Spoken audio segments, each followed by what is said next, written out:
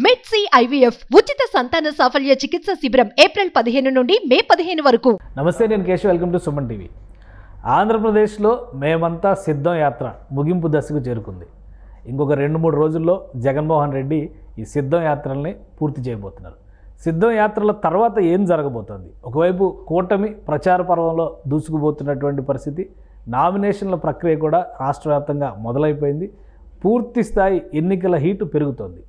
So యాత్రల తర్వాత Jaganmohan Reddy planning ఏంటి? ఈ అంశాలపైన విశ్లేషణ చూద్దాం. మనతో పాటు ఉన్నారు వైఎస్ఆర్సీపీ నాయకులు జూపుడు ప్రభాకర్ రావు గారు. ప్రభాకర్ గారు నమస్కారం. నమస్కారం కేశవ్ గారు. అందరూ బాగున్నాను. సిద్ధం సభలు అనగానే ముందేమో సిద్ధం సభలు ఒక ఫేజ్ అనుకున్నారు. ఎప్పుడైతే ఒక నెల రోజులు వెసులుబాటు వచ్చింది అనుకున్నారో వెంటనే బస్సు యాత్రను తీసుకొచ్చి పెట్టారు. ఇప్పుడు బస్సు యాత్ర ముగింపు దశకు వచ్చింది. ఏంటి నెక్స్ట్ ఏమి ప్లాన్ చేయబోతున్నారు? బస్సు యాత్ర ముగింపు అసలు ఏ విధంగా ప్లాన్ చేస్తున్నారు? బస్ యాత్ర ముగింపు నాకు తెలిసి 24వ తేదీ నాడు భారీ ఎత్తున ఉండబోతుందండి. జగన్మోహన్ రెడ్డి గారు మేమంతా సిద్ధం అనే బస్సు యాత్ర, అంటే దానికన్నా ముందు ఒక బస్సు యాత్ర జరిగింది. దానికన్నా ముందు ఒక సిద్ధం అనేది ఒకటి సిద్ధం సభలు జరిగాయి. దానికన్నా ముందు ఎస్సీ ఎస్టీ బీసీ మైనారిటీలని ఒక బస్సు యాత్ర కూడా జరిగింది. అంటే ఇది 4 విడతలుగా వచ్చినట్టు ఒక ప్రోగ్రామ్. ఇది ఒక బస్సు యాత్ర ఎస్సీ ఎస్టీ బీసీలతోటి, తర్వాత సిద్ధం అనే ఒక సామాజిక బస్సు యాత్ర, తర్వాత సభల తర్వాత మేమంతా సిద్ధం. నెక్స్ట్ ఏంటి? యుద్ధమైనా నెక్స్ట్ ఇంకొక, అంటే ఆల్మోస్ట్ వాళ్ళు యుద్ధానికి సిద్ధమైనట్టే. అంటే నెక్స్ట్ ఏమైందంటే మోస్ట్ ప్రాబబ్లీ నాకు తెలిసి పార్టీలో మిగతా కనెక్ట్ కానటువంటి నియోజకవర్గాలు, రిమోట్ విలేజెస్లో, అంటే నేషనల్ హైవేకి దగ్గరగా లేకుండా, లేకపోతే ఈ రూట్ మ్యాప్లో లేకుండా ఉన్నటువంటి వాటి దగ్గర జగన్మోహన్ రెడ్డి గారు ప్రత్యేకంగా హెలికాప్టర్ ద్వారా కానీ లేకపోతే బస్సు ద్వారా కానీ ప్రచార సభలు ఎన్నికలకి, అది యుద్ధమే ఆల్మోస్ట్ వాళ్ళు దానిలోకి వెళ్ళిపోయి ఒక అంశం నెక్స్ట్ మిగిలింది. కానీ అసలు యుద్ధం అంటున్నారు. ఇప్పుడు మీరు సిద్ధం అనగానే అవతల పక్షాలు కూడా యుద్ధం అని మొదలుపెట్టి మీరు ఇప్పుడు మళ్ళీ మేమంతా సిద్ధం తర్వాత యుద్ధం అంటున్నారు. అసలు ఏంటి ఈ యుద్ధం పేరుతో క్లాస్ వార్ అనేటువంటి ఒక ప్రయోగం చేసుకుంటూ వచ్చారు. ఇంతకుముందు లెఫ్టిస్ట్ మూవ్మెంట్ ఎక్కువగా ఉన్నప్పుడు, నక్సలైట్ మూవ్మెంట్ ఎక్కువగా ఉన్నప్పుడు విన్నాం. ఇది ఏదో బూర్జువా వ్యవస్థలు, ధనిక స్వామ్య వ్యవస్థలు, అణగారిన వర్గాల సాయుధ పోరాటాలు ఏంటి? ఇప్పుడు ఎవరి మీద ఎవరు యుద్ధం చేస్తారు? ఈ వర్గ విభజనని ఏ విధంగా మీరు విశ్లేషిస్తారు చెప్పండి. చాలా చక్కగా గుర్తు చేశారు. సాయుధ పోరాటం కానీ, సిరిసిల్ల జగిత్యాల రైతాంగ పోరాటాలు కానీ, లేకపోతే శ్రీకాకుళం పోరాటాలు, ఇవన్నీ అంటే నార్మల్గా చూసినప్పుడు అంతా ఒకటే మీనింగ్ వస్తుంది సార్. అయితే మనం డెమోక్రటిక్ ప్రాసెస్లో వస్తున్నాడు దాన్ని. అంటే ఇక్కడేం ఆయుధాలు ఉండవు. అక్కడ భూస్వాములకి పేదలకి యుద్ధాలు జరిగినప్పుడు సాయుధ పోరాటంలో ఏదో ఒక ఆయుధం ఉంటుంది. అది తుపాకీ, చేతిలో కర్ర, కత్తె, ఏదో ఒక దాన్ని, అది వర్గ నిర్మూలన అవుతుంది. ఒక విధంగా చెప్పాలంటే ఎక్కడైతే బాధిస్తూ ఉంటాడో ఒకడు దుర్మార్గుడుగా, వాడిని నిర్మూలించడం ఒక పెద్ద కార్యక్రమం. ఇక్కడ నిర్మూలన ఏం లేవు. అంటే ఎవడన్నా అనుకొని మొన్నలాగా రాయిలు వేసి కొట్టి వార్ అంటే ఏదో ఒక నిర్మూలన ఉండాలి కదా. అదే అంటే వార్ అన్నాక వర్గ యుద్ధం.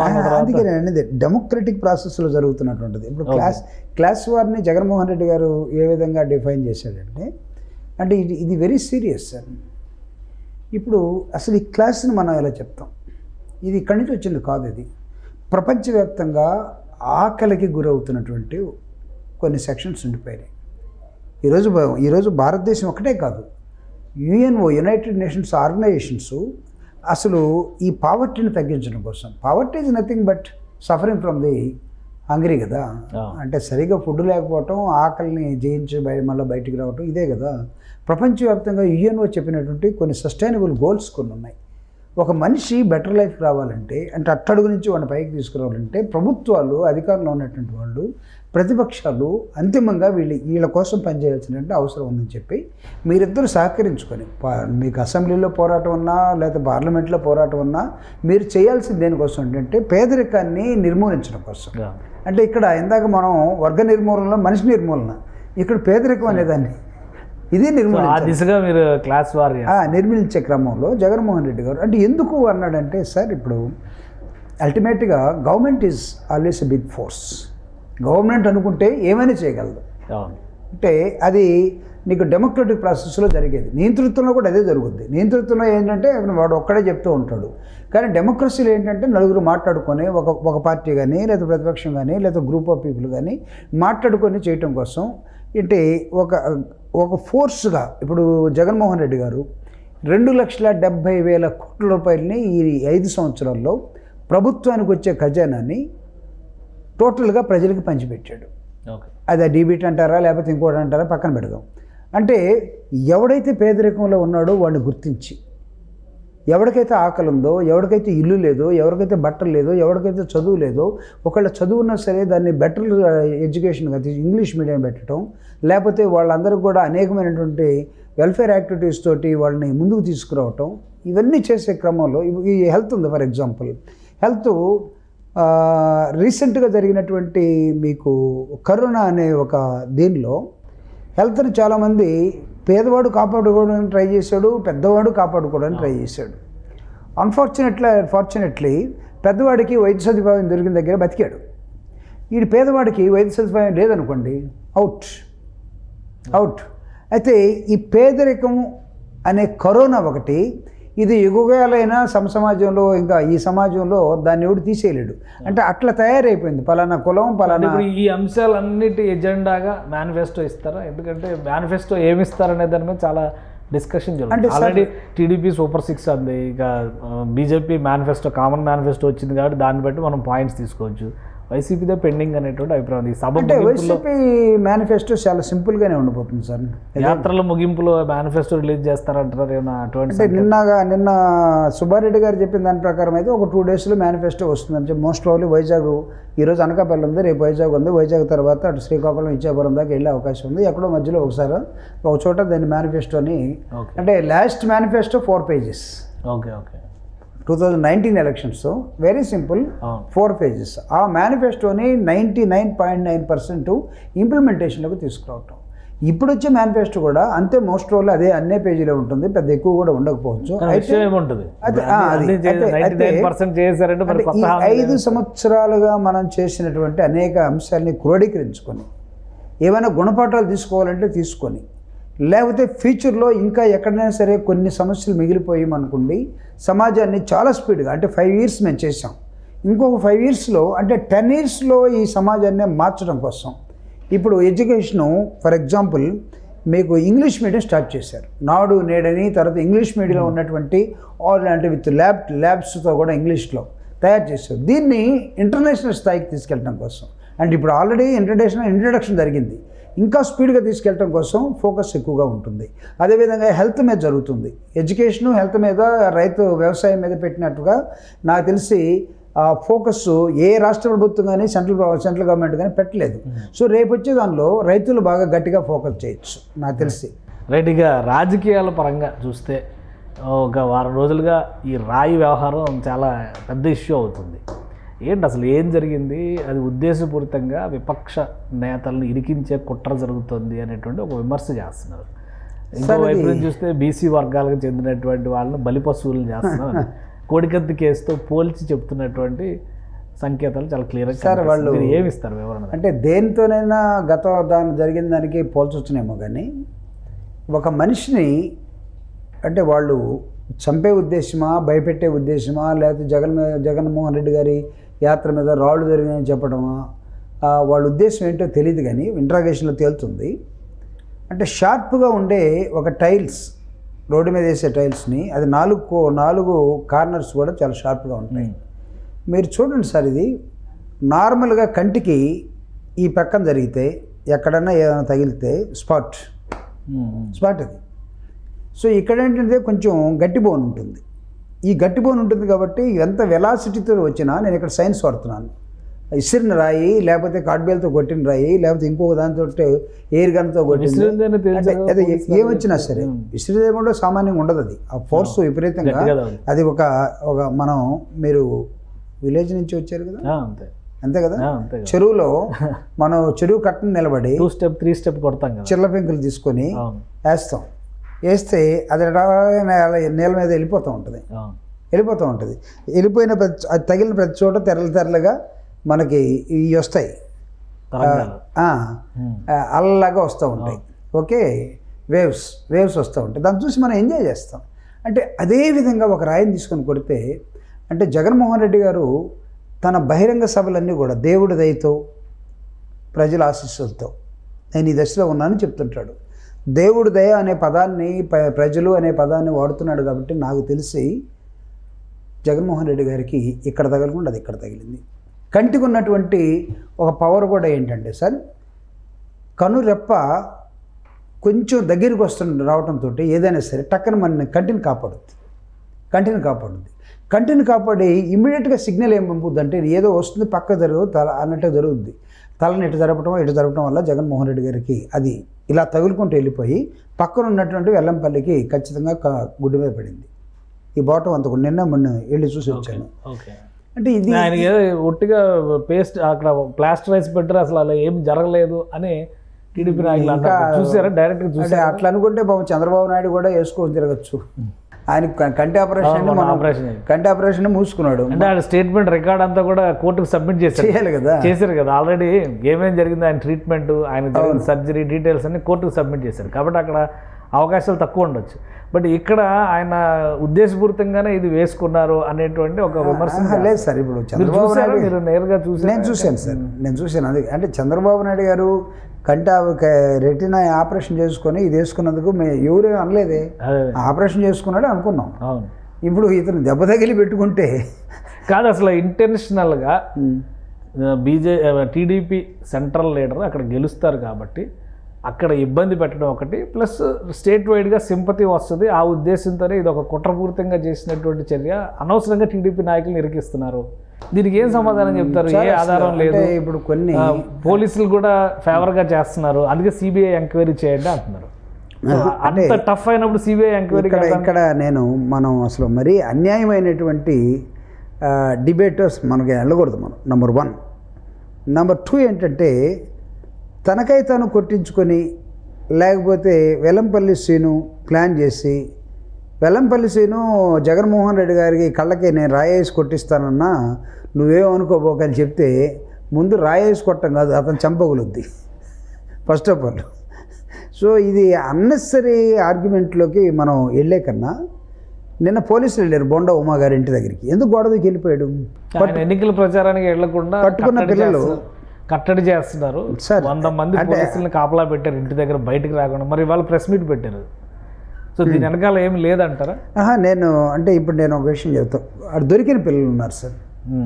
అంటే మనం విత్ మినిమం కామన్ సెన్స్ తోటే మాట్లాడదాం. దొరికిన పిల్లలు అతనితోటి ఫోటోల్లో ఉండి కేకులు కట్ చేసి అతని ఫాలోయర్స్గా ఉండిపోయారు. వాళ్ళ మధ్య కమ్యూనికేషన్ లేకపోతే ఈ పిల్లలు రాళ్ళు వేసే అవకాశం లేదు. ఖచ్చితంగా ఆ పిల్లలు రాళ్ళు వేసారు కాబట్టి 4 తన్నితే, మామూలుగా చెప్పకపోవచ్చు, 4 తన్నితే ఊరక వదిలిపెట్టకుండా బొమ్మ అతను ఏమన్నాడంటే మేము వేసామంటాడు. ఇతన్ని 4 తన్నితే చంద్రబాబు నాయుడు ప్లాన్ చేయమన్నాడని చెప్తాడు. ఇప్పుడు ఏమంటే అప్పుడు ఏమవుతుంది? మొత్తానికి అందరికీ చుట్టుకుంటుంది పార్టీ మొత్తానికి. అంటే ఇంత దారుణమైనటువంటి కుట్రకి వడిగట్టి లేదు అతనే దండలు వేయించుకున్నాడు, దండల్లో నుంచి దండ తీసేటప్పుడు రాయి వచ్చి కళ్ళకు తగిలిందని పవన్ కళ్యాణ్ గారు, లేదా కావాలని వేయించుకున్నాడేమో చంద్రబాబు నాయుడు గారు. పవన్ కళ్యాణ్ గారు కూడా దండలు వేస్తారు కదా క్రేన్లతోటి. వేసుకోమనండి ఒక రాయి వేసుకోమనండి సార్, తెలుస్తుంది కదా. ఆయన సినిమా యాక్టర్ కదా, తగలం కూడా చేసుకోవచ్చు, లేకపోతే వెల్లంపల్లిగా కట్టుకోవచ్చు, లేకపోతే జగన్మోహన్ రెడ్డి గారు కూడా ఆ గాయాన్ని స్టిచ్చెస్ ఉన్న దాని దగ్గర ఇది పెట్టుకొని ఆ తర్వాత దాని గురించి కూడా మాట్లాడకుండా ఉండొచ్చు. ఈరోజు కూడా ఆయన పక్క ఆధారాలతోనే ఈ కేసుని ఎస్టాబ్లిష్ చేస్తున్నారు. ఖచ్చితంగా that is the duty of the police. ఆ ఇన్వెస్టిగేషన్లో వాళ్ళు ఫెయిల్ అయ్యారు అనుకోండి. 4 బృందాలు 6 బృందాలుగా మేము ఏర్పడ్డాము, పట్టుకుంటాం అన్నారు. పట్టుకున్న తర్వాత వాళ్ళు దొరికారు. 1-2 అక్కడ ఉన్నటువంటి ఆ మోకల్ని వాళ్ళు జాగ్రత్తగా ఇంట్రాగేట్ చేసినప్పుడు బోండా ఉమా పేరు చెప్పారు. బోండా ఉమే ఇప్పుడు జాగ్రత్త పడి అనేక విధాలుగా మాట్లాడుతున్నాడు. దానికి ఆయన దొరకముందే, పోలీసులు రాకముందే ఆయన ఏం మాట్లాడాడంటే నా మీద కూడా పెడతారంట, నా మీద కూడా పెడితే నేను తేలుస్తాను, రేపు వచ్చే ప్రభుత్వం మాదే, ఎవడు పెడతాడో వాడి సంగతి తెలుస్తాను అంటే how can you say that రాబోయే ప్రభుత్వం ఎవరు మీదని? ఎలక్షన్ జరుగుతున్నాయి కదా. మీ కూటమి ఫెయిల్ అయింది కదా. పవన్ కళ్యాణ్ మీతో కలవటం ఒక దరిద్రం, వీళ్ళిద్దరితోటి బీజేపీని తెచ్చుకోవటం ఇంకొక దరిద్రం. నేను జగన్మోహన్ గారు చెప్పాను కదా, పిఠాపురంలో చంద్రబాబు నాయుడు ఒక పిల్లిని తీసుకొచ్చి వదిలాడు, పిల్లి అప్సహనం అని చెప్తున్నాడు కదా. పిల్లి కథ విన్నారా? ఒక పెద్ద మనిషి ఒక పిల్లి కథ. సో ఈ విధంగా వాళ్ళు కథలు అల్లుకొని జగన్మోహన్ రెడ్డి గారి మీద, అంటే ఒక ఎన్నికల్లో ఒక పార్టీ నాయకుడి మీద ఇలాంటి సిల్లీ స్టోరీస్ చేసుకుంటూ వెళ్ళిపోతే విజయవాడ ప్రజలు ఏమన్నా తెలివి తక్కువ వాళ్ళకి తెలియదా అక్కడ ఏం జరుగుతుంది, ఏం జరగలేదు? జగన్మోహన్ రెడ్డి గారే తన ప్రాణంతో తీసుకోవడం కోసం, లేకపోతే తన మీద ఒక అటాక్ చేయించుకొని, ఇవన్నీ జగన్మోహన్ రెడ్డి గారికి అలాంటి పనులు అలవాటు ఉన్నాయి అసలు? లేస్తే చెప్పొచ్చేమో ఇంతకుముందు కోడికత్తి కేసు జరిగిందని. కోడికత్తి కూడా ఆయన ఎవరు చేయించుకున్నాడు అనుకుంటున్నారా? వాడు కూడా ఏవిడని చెప్పలేదే. అటు లేకపోతే 5 సంవత్సరాలు జైల్లో ఎందుకుంటాడు సార్? ఇక్కడ జరుగుతున్నది ప్రజల నుంచి వచ్చినటువంటి ఉద్భవించిన నాయకుడుగా జగన్మోహన్ రెడ్డి గారు అవతరించారు. మీరు ఇందాక అడిగినట్టుగా క్లాస్ వార్లో పేదల పక్షాన్ని తను నిలబడ్డాడు. ఎలా నిలబడ్డాడంటే తను చెప్పుకోవటమే కాదు, పేదలు ఓన్ చేసుకున్నారు అతన్ని. 2,70,000 కోట్ల రూపాయలు ఇవ్వటమే కాదు, మీరు చూడండి ఆయన తిరుగుతున్నటువంటి దీనిలో ఎంతమంది పేదల్ని లేకపోతే ముసలి వాళ్ళని తను పోయి కలుస్తున్నాడు. 9 సంవత్సరాలు ప్రజల మధ్య నడిచినటువంటి ఒక వ్యక్తి, అనేకమైన బాధల్ని, కష్టాల్ని, నష్టాన్ని వీటన్నింటి సవిచూసినటువంటి వ్యక్తి, అనుభవం ఉన్న వ్యక్తి, వీటన్నింటినీ ఒక డాక్టర్గా నయం చేయాలనుకుంటున్న వ్యక్తికి అనేకమైన ఆలోచనలు వస్తాయి. ఆ ఆలోచనల రూపమే ఒక వాలంటరీ కానీ లేకపోతే విలేజ్ సెక్రటేరియట్ కానీ ఒక కార్యక్రమంలో వచ్చినటువంటి ఒక రిఫార్మ్లో వచ్చినట్టు భాగంగా దాన్ని మనం చూడాలి. ఎవడు వాలంటీర్ బస్తాలు తీసుకొని వస్తాడు, మొగుడు లేనప్పుడు ఇంటికి పోయి ఆడ తలుపు కొడతాడు అన్న చంద్రబాబు నాయుడు ఇప్పుడు వాలంటీర్ వ్యవస్థ దయచేసి మీరు ఏమనుకోవద్దు, మీరు రిజైన్ చేయొద్దు, నేను వచ్చిందో మీకు డబుల్ ది శాలరీ ఇస్తాను ఎందుకు చెప్తున్నాడు? తర్వాత ఇంకోటి, కడప రాజకీయాలు కూడా రాష్ట్ర వ్యాప్తంగా చర్చనీయాంశాలు అవుతున్నాయి. షర్మిల నామినేషన్ వేశారు. సో ఫస్ట్ టైం అంటే వివేకానంద రెడ్డి గారు వర్సెస్ విజయమ్మ గారు ఆ ఫైట్ చూసిన తర్వాత ఇప్పుడు మళ్ళీ అవినాష్ రెడ్డి వర్సెస్ షర్మిల చూస్తున్నాం. అంటే రాజశేఖర రెడ్డి గారు వైఎస్ ఫ్యామిలీలో ఇటువంటి సందర్భం, ఇలాంటి ఘటన మీకు ఆల్రెడీ ఆయనతో చాలా పాసెస్ ఉంది. ఇటువంటి పరిస్థితులు వస్తాయని ఊహించరు కూడా. అంటే నేను రాజశేఖర రెడ్డి గారు మరణించిన తర్వాత జగన్మోహన్ రెడ్డి గారితో కౌన్సిల్లో ఉన్న 90 మంది ఎమ్మెల్సీల్లో ఫస్ట్ ఆయనతో ఫాలో అయిన వాళ్ళు మొట్టమొదటి ఎమ్మెల్సీని నేను. ఓకే.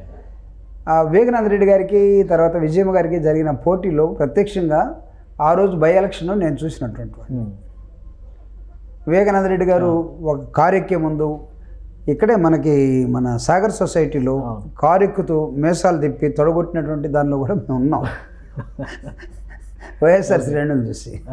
అట్లాంటి పోటీలో విజయమ్మ గారు వివేకానంద రెడ్డి గారు పోటీ చేసినప్పుడు ఎక్కడ ఘర్షణ జరగల, ఎక్కడ ఘర్షణ వాతావరణం లేదు. ఆయన ప్రచారం అయింది, మేడం ప్రచారం మేడం చేసుకుంటూ వెళ్ళిపోయాం. విజయమ్మ గారు థంపింగ్ మెజారిటీతో గెలిచారు రాజశేఖర రెడ్డి గారి మీద. అట్లాగే వివేకానంద రెడ్డి గారు కూడా డిపాజిట్లు కాపాడుకున్నారు, అది కూడా ఇంపార్టెంట్. అంటే డిపాజిట్లో అంటే గెలిచిందే చెప్తున్నాను నేను. గెలిచింది ఓకే, బట్ ఆయన పట్ల కూడా ప్రజలకు ఒక సానుకూలత ఉంది అన్నట్టుగా ఒక సంకేతం అయితే ఉంది. ఇప్పుడు జరుగుతుంది పూర్తిగా అసలు వైఎస్ రాజశేఖర రెడ్డి గారి ఫ్యామిలీని, వివేకానంద రెడ్డి గారి జీవితాన్ని బయట పెట్టేస్తున్నటువంటి సంఘటనలు, సందర్భాలు జరుగుతాయి. అంటే దిస్ ఈజ్ మోస్ట్ అన్ఫార్చునేట్ అండి. ఎందుకంటే షర్మిల గారు ఇక్కడ పిసిసి అధ్యక్షురాలుగా రావటం, ఆ తర్వాత ఒక 5 సంవత్సరాల తర్వాత క్రితం జరిగినటువంటి అంశాన్ని మళ్ళా తను ముందుకు వెళ్ళటం, వేరే అంశాలు లేవు అన్నట్టుగా కడప జిల్లాలోనే తను ఒక ఛాలెంజ్ చేయటం, కడపలో నిలబడతానని ఒక ఎంపీగా ఆవిడ మాట్లాడటం, తర్వాత సునీత గారు మాట్లాడటం, ఇవన్నీ కూడా నాకు తెలిసి ఎలక్షన్లో ఓట్ల కన్నా లేదా మీరు చెప్పినట్టుగా ఇది మొత్తం రాష్ట్రం అంతా ప్రభావితం అవుతుందా? నాకు తెలిసి రాష్ట్రం అంతా ప్రభావితం చేసే ఒక చిన్న సబ్జెక్ట్ ఇది. చిన్నదంటే హత్య నేను ఇదని చెప్పట్లేదు, అంటే ఒక ప్రాంతానికి చాలా దారుణమైనటువంటి అంశమే. కానీ ఎవరు చేశారు ఏంటనేది ఒక సిబిఐ దగ్గర కోర్టులో ఉన్నప్పుడు నేను ఓపెన్ అయ్యి పలానా వాళ్ళని నేను చెప్పడానికి ఏమాత్రం అవకాశం లేదు. అయితే it's very unfortunate, maybe confine to the Kadapa ఒక టఫ్ ఫైట్ ఇస్తారు. ఎందుకంటే చాలామంది వైఎస్ఆర్సీపీలో టికెట్ రాని ఎమ్మెల్యేలు ఇప్పుడు ఒక 4-5 ఎమ్మెల్యేలు ఆ పక్షాన్ని చేరారు. సో ఇవాళ కూడా వైఎస్ఆర్సీపీ మైనారిటీ సెల్ స్టేట్ సెక్రటరీని ఆయన అఫ్జల్ ఖాన్ అండ్ ఆయన కూడా జాయిన్ అయ్యారు. సో అంటే ఈ జాయినింగ్స్ అన్నీ చూస్తుంటే ఎటు నుంచి చూసినా కానీ వైఎస్ఆర్సీపీ లేదా వైఎస్ అభిమానులు, వైఎస్ఆర్ ఫ్యామిలీ అభిమానులు, జగన్మోహన్ రెడ్డి దగ్గర ఉన్నటువంటి అక్కడ ఉన్నటువంటి అసంతృప్త నాయకులు షర్మిల వైపు వెళుతున్నారు అనేటువంటి సంకేతాలు వస్తున్నాయి. అంటే ఎట్ ది సేమ్ టైం అదే కడపలో అట్లున్న వాళ్ళు కూడా ఇటు వస్తున్నారు. ఓకే, వస్తున్నారు.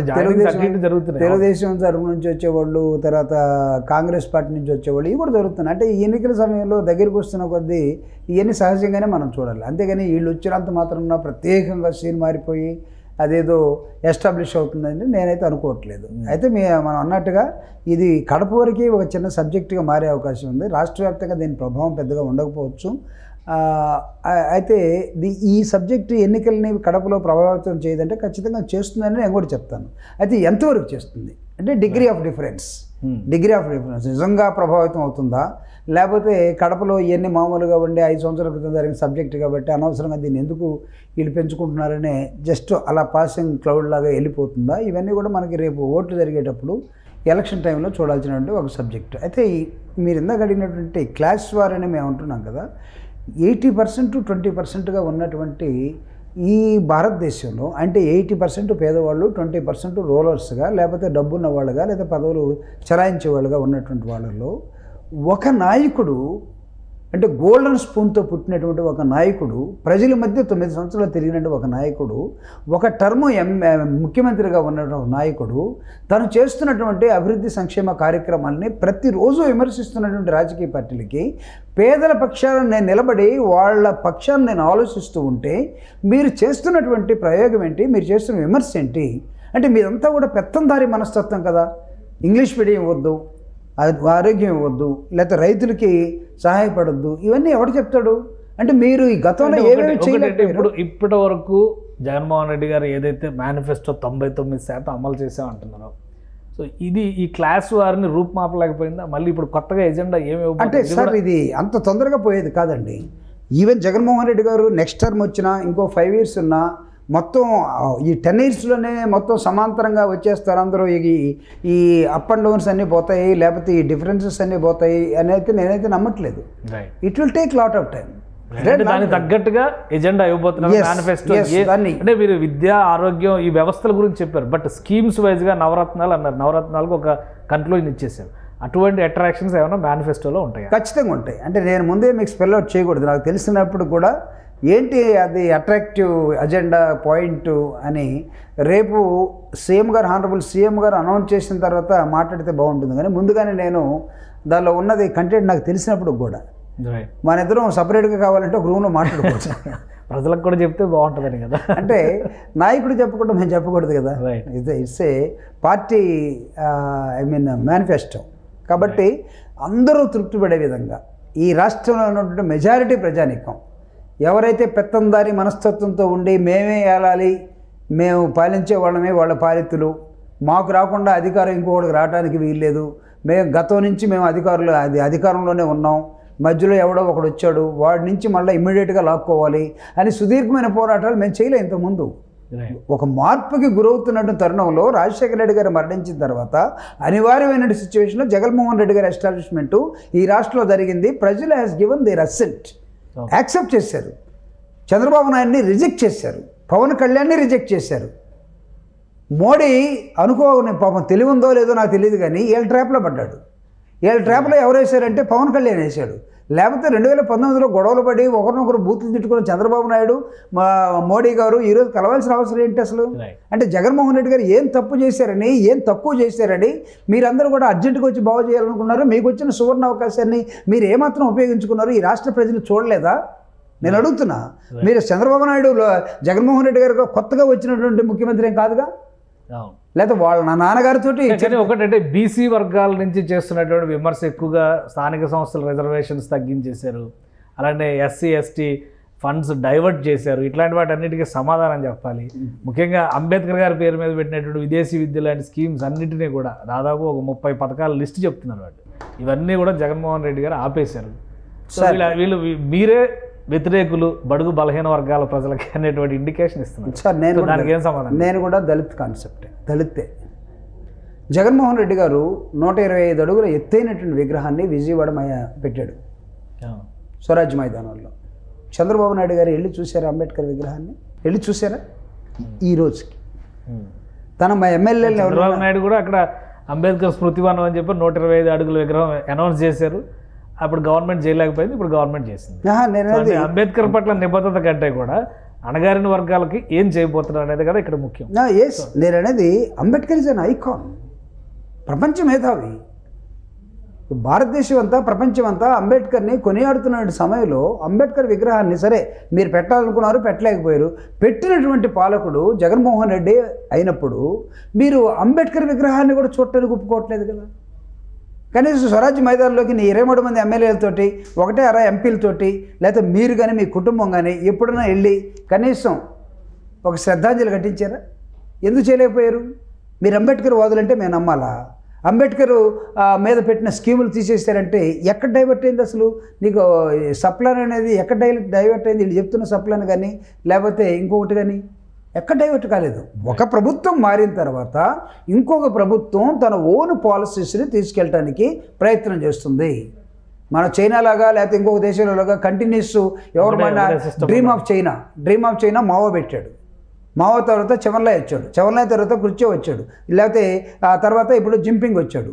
ఎవరు వచ్చినా సరే వాళ్ళు ఏం చెప్తారంటే డ్రీమ్ ఆఫ్ చైనాని డెవలప్ చేసుకుంటూ వెళ్ళిపోతారు. మావో ఏం చేశాడు, ఫస్ట్ మన భౌగోళికంగా ఒక కాంపౌండ్ వాళ్ళు కట్టాలనుకున్నాడు, దట్ ఈస్ చైనా వాళ్ళు. దాని తర్వాత వచ్చినటువంటి చవన్లాయ్ కానీ మిగతా వాళ్ళందరూ కూడా దాన్ని డెవలప్ చేసుకుంటూ వచ్చారు. ఈరోజు చైనా ప్రపంచవ్యాప్తంగా వ్యాపించి మార్కెటింగ్లో కానీ లేకపోతే ఇంకొక లాంగ్వేజెస్లో కానీ నెంబర్ 1గా అయిపోయింది. కానీ భారతదేశం ఆ విధంగా ఆడలేదు కదా. భారతదేశంలో నెహ్రూ పెట్టిన వాళ్ళు నెక్స్ట్ వచ్చినట్టు తీసేసాడు అనుకున్నాం. ఈరోజు మారుతున్న సమాజంలో ఇంత క్లిష్టమైనటువంటి భౌగోళిక స్వరూపం ఉన్నటువంటి దేశాలు ఇంకొకటి లేవు. అవన్నీ ఒకే లాంగ్వేజ్ ఉంటాయి. జగన్మోహన్ రెడ్డి గారు తీసుకొచ్చినప్పుడు జగన్మోహన్ రెడ్డి గారిని ఏ ఆస్పెక్ట్లో మీరు యాక్సెప్ట్ చేశారు నాకు చెప్పండి. జగన్మోహన్ రెడ్డి గారు నిజంగా మొత్తం తప్పులే చేశాడా? ఒక్కదానికి కూడా జగన్మోహన్ రెడ్డి గారు మంచి చేయలేదా? ఈరోజు తెలుగు మీడియం స్థానంలో ఇంగ్లీష్ మీడియం తీసుకొచ్చారు. ప్రజలందరూ కూడా కంచాయిల దగ్గర నుంచి ఆర్ నారాయణమూర్తి గారి దగ్గర నుంచి ప్రోగ్రెసివ్ పీపుల్ ఎవరైతే ఉన్నారో ఇంకొక టర్మ్ జగన్మోహన్ రెడ్డి గారు ఉంటే ఎడ్యుకేషన్ అనేది ఒక విప్లవంలాగా ప్రపంచాన్ని మనం పేదంటి పిల్లలు ప్రపంచాన్ని ఏలాలి అనే జగన్మోహన్ రెడ్డి గారి ఆలోచనకి నిజంగా రూపురేఖలు వస్తాయి.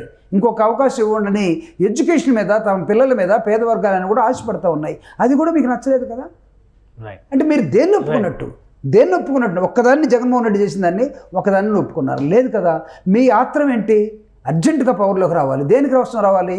మీ వర్గాల్ని, మీ క్లాసుల్ని, మీ బంధువుల్ని వాళ్ళందరికీ ఎక్కడెక్కడో ఒకటికి రింగ్ రోడ్డు, ఒకటి ఎయిర్పోర్టు, ఒకటేమో సీపోర్టు, ఇంకొకటికేమో కొన్ని వేల ఎకరాల భూములు, ఒకటి సింగపూర్ లాంటిదో ఇంకొకటి మైసూర్ లాంటిదో తీసుకొచ్చి ఇక్కడ పెట్టేస్తాను ఒక మాయను సృష్టించడం కోసం అడుగుతున్న నేపథ్యంలో జగన్ పేదల పక్షానే నిలబడతానన్నాడు.